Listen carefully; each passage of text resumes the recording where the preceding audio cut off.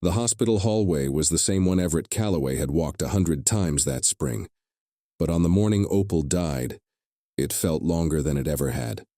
Longer than the 52 years they'd spent together. Longer than the drive from their little house on Persimmon Road to the county hospital in Boone.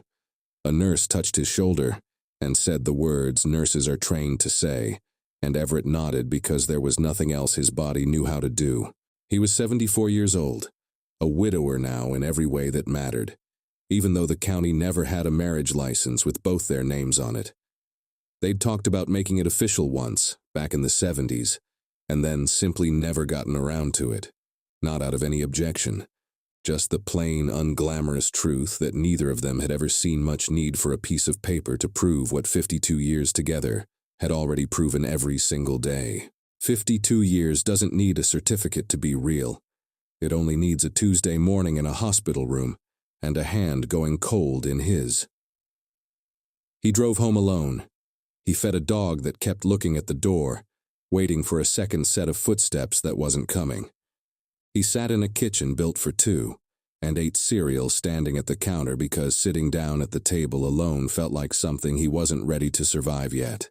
The house on Persimmon Road had 30 years of their life folded into it. A porch swing Everett had built the summer Nixon resigned. A garden Opal had kept going every season no matter her health.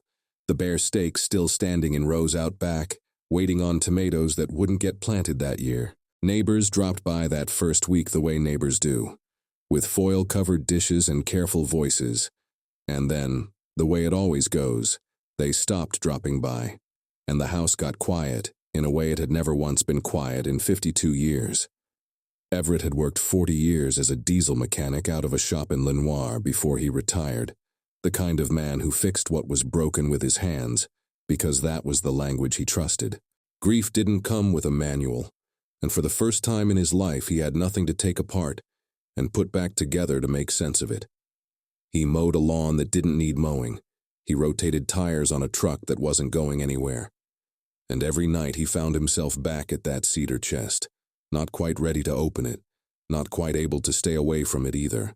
If stories of second chances, hidden legacies, and quiet acts of courage mean something to you, like this video and subscribe to the channel. The months after the funeral blurred together the way grief does for people who've never had to grieve anything this big before. Casseroles arrived and were eaten cold from the pan. The phone rang less each day. The lawyer who'd drawn up Opal's will years earlier, a short, plain document leaving everything she owned to Everett outright, had already walked him through probate before the funeral flowers wilted, so at least he hadn't had to fight anyone over the house or the truck. But nobody, not even that lawyer, had known to ask about a piece of land up in the mountains, because it wasn't in the will at all. Opal herself, as far as Everett could tell, had never known it existed. Everett was not an angry man, and he was not a man who fell apart in front of others, so mostly what he did with his grief was clean. He scrubbed the bathroom tile that didn't need scrubbing. He alphabetized spice jars that had never been alphabetized in 50 years, and on a rainy Thursday in late August, he finally made himself do the thing he'd been avoiding since the funeral. He opened the cedar chest at the foot of their bed, the one Opal called her keeping box, and he began going through what she'd left behind. There were photographs, church bulletins, a lock of hair from a niece's first haircut, the letters Everett had written her from a job site in Charlotte back in 1974, when they were still young enough to be reckless about love. And near the bottom, wrapped in a pillowcase that smelled faintly of cedar and dust, was Opal's family Bible. A King James edition with a cracked leather spine, the kind every family in the mountains used to keep births and deaths written in the front pages in fading ink. Everett opened it out of habit more than curiosity. The names were there, generations of Sutters and their kin, written in 3 or 4 different hands going back to the 1890s. And tucked into the back cover, folded so many times it had gone soft as cloth at the creases, was a single sheet of paper he had never seen before. He unfolded it carefully on the kitchen table. The handwriting was old, formal, the ink browned with age. It was a deed, a handwritten deed, the kind people used to draw up themselves before every transaction required a lawyer and a notary, and a filing fee at the courthouse. It described 11 acres of mountain land in Ashe County, North Carolina, with boundary markers described the old way. From the chestnut stump at the fork of the branch, running north along the ridge to the spring.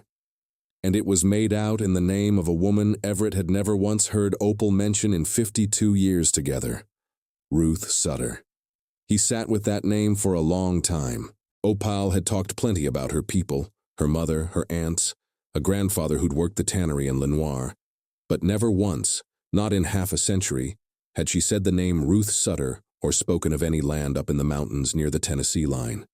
The next morning he called Opal's cousin Wanda, the closest thing to family either of them still had living close by.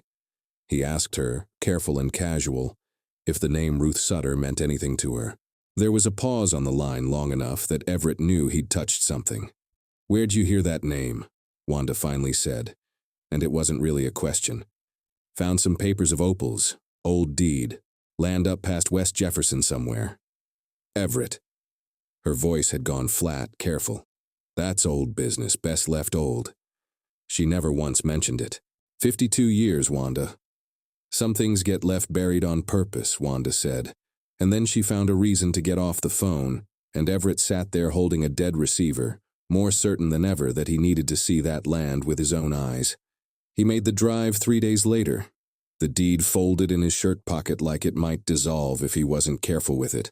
Ashe County unrolled in front of him the way the mountains do, switchbacks and fog, tobacco barns leaning sideways in fields gone to broom straw, little Baptist churches with gravel lots.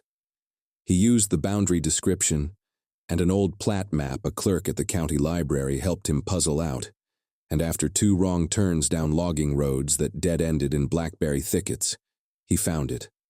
A single-room wooden shack, gray and sway-backed, sunk into a shoulder of hillside above a dry creek bed, so overgrown with kudzu and sumac that from the road you'd never have known a structure was there at all. He stood at the edge of the clearing for a long while before he walked up to it. The porch boards were soft with rot, a rusted stovepipe still jutted crooked from the roofline. Somebody had built this place to last, and somebody else had let 70 years pass without touching it. A rock chimney stood at one gable end, blackened at the throat from decades of fires long gone cold. There was a wash of old paint, barely a shadow now, on one plank. Blue once, maybe, the kind of color a person chooses when they mean to stay a while. Everett had spent his whole working life around things people had abandoned. Trucks left to rust in fields, engines nobody thought worth fixing, and he knew the particular silence of a place that had been loved once and then simply left. This shack had that silence. It sat in it the way an old dog sits in a doorway, waiting on somebody who was never coming back.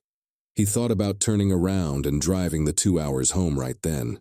Opal had never spoken this land's name in half a century together, and some part of him wondered if that silence had been a kind of wish, that, whatever this place held, she'd meant to leave it exactly where it was. But another part of him, the part that had driven all this way on nothing but a folded scrap of paper and a name, wasn't ready to turn around without at least understanding what he was looking at.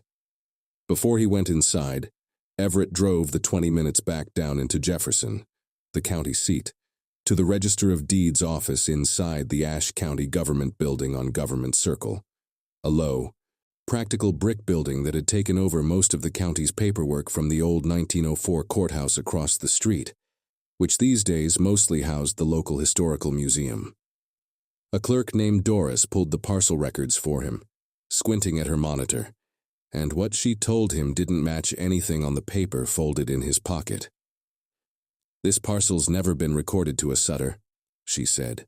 "Comes up in our system as unknown heirs, and it's been carried that way on our tax rolls for about as long as anybody here can find record of.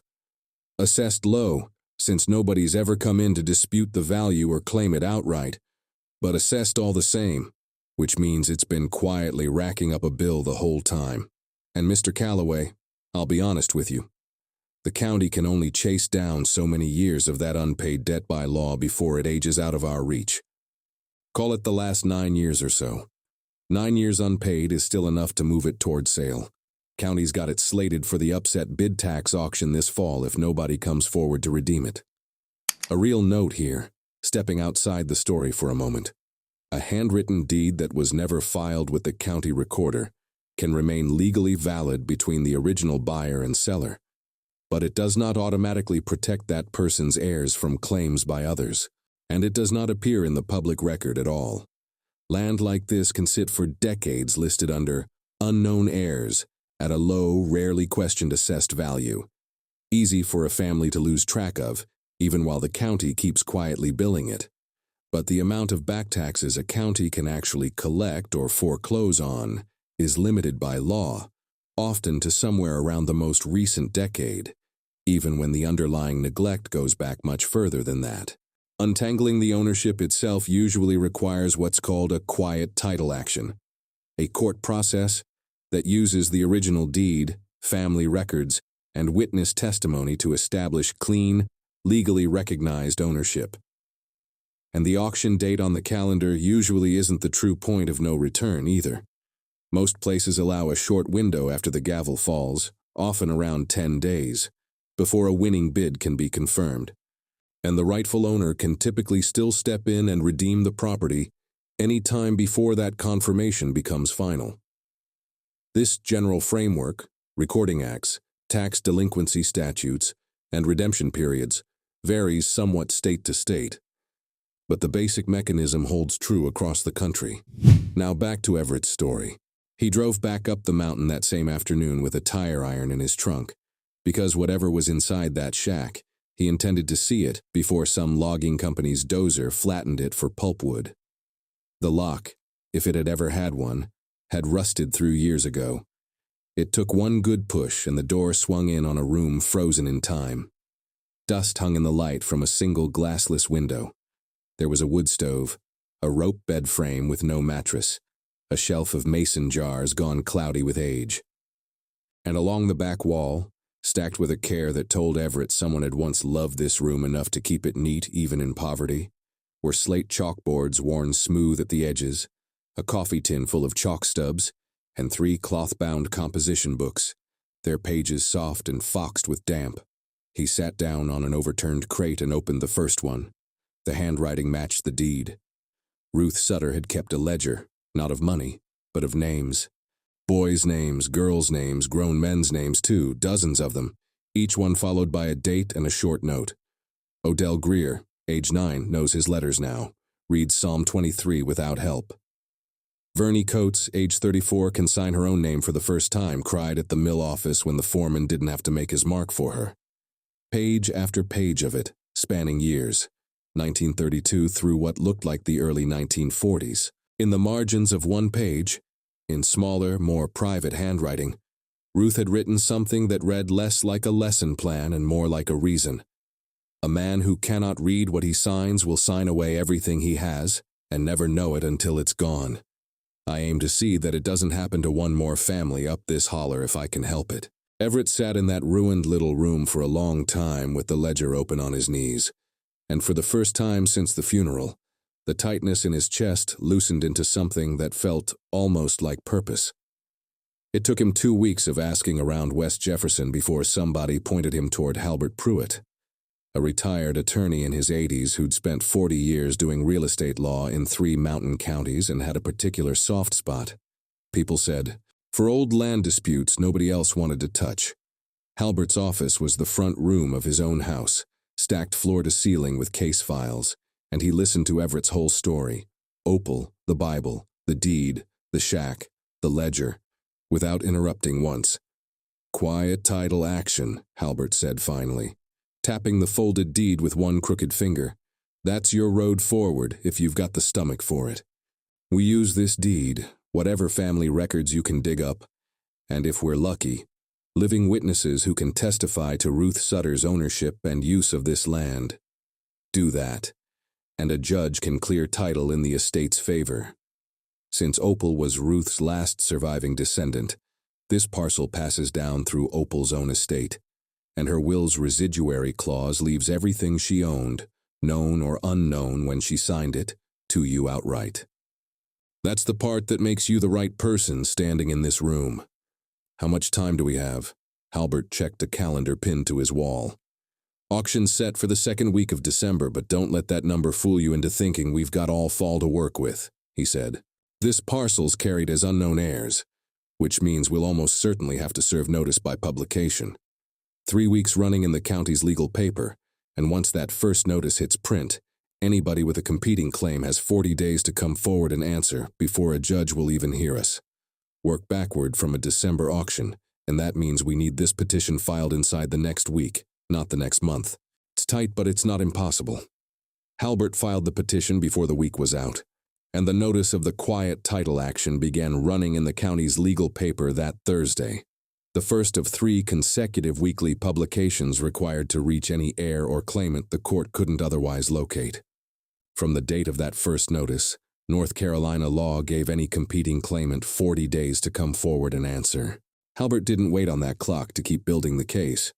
While the publication ran its course through late September and into October, he and Cordelia kept digging. They started with the courthouse, birth records, a marriage license for Ruth's parents, an old school board ledger from 1938 that the county historian, a sharp, patient woman named Cordelia Ames who ran the local heritage museum, helped them track down in a storage annex full of file boxes nobody had opened in a generation. The 1938 ledger contained a formal complaint, filed by the county school superintendent of the time, objecting to what it called an unauthorized and unsanctioned schooling operation being conducted for tenant farming families and mill hands on a parcel of land above Beaver Creek. No funding, no oversight, no official sanction, and, the complaint noted with obvious disapproval, no distinction made between which families were permitted to attend and which weren't. They tried to shut her down, Cordelia said, sliding the yellow document across the table. And when they couldn't find a legal way to force it, because it wasn't a real school, and there was no law against a woman teaching her neighbors on her own land, somebody made sure that land never got properly recorded in the courthouse at all. My guess, and it's only a guess, is Ruth kept it that way on purpose. It stopped being a guess 3 days later. Cordelia was cataloging the composition books page by page for the Historical Society's records when she found a single loose sheet tucked into the back cover of the third one, a short note in Ruth's own hand, dated the fall of 1939, addressed to no one in particular. Everett read it standing in Cordelia's cramped office with his hat still in his hands.